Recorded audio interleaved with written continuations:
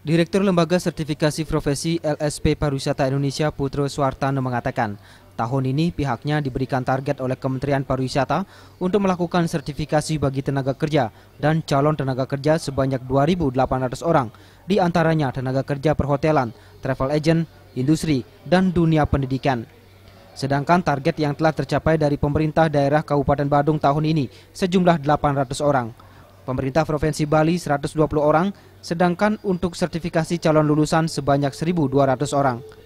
Tahun ini jumlah tenaga kerja yang telah tersertifikasi di Bali sekitar 8.000 orang yang didominasi sektor pariwisata. Tak hanya melalui kementerian, pihaknya juga tengah mengajukan sekitar 2.400 orang yang akan disertifikasi ke Badan Nasional Sertifikasi Profesi atau BNSP. Sehingga nantinya sertifikasi nakar pariwisata bisa meningkat setiap tahun sebagai upaya menghadapi persaingan masyarakat ekonomi ASEAN atau MEA. Sampai dengan tahun ini kira-kira kita sudah sertifikasi untuk daerah Bali itu sebanyak 8.000 pegawai hotel. Sebab yang nanti dari Pemda juga semuanya dari pegawai hotel.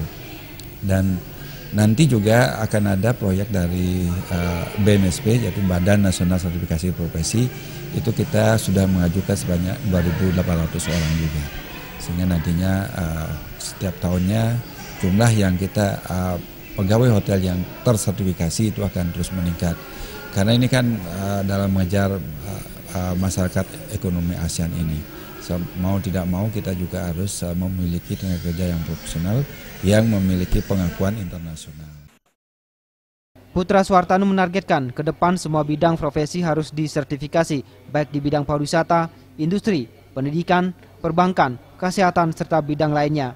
Khusus tenaga kerja di bidang pariwisata, semua jurusan dan bidang pekerjaan wajib tersertifikasi, seperti bagian restoran, marketing, MICE, pemandu wisata atau guide, serta biro perjalanan. Ari Wiratmaja dan Yudi, Bali TV.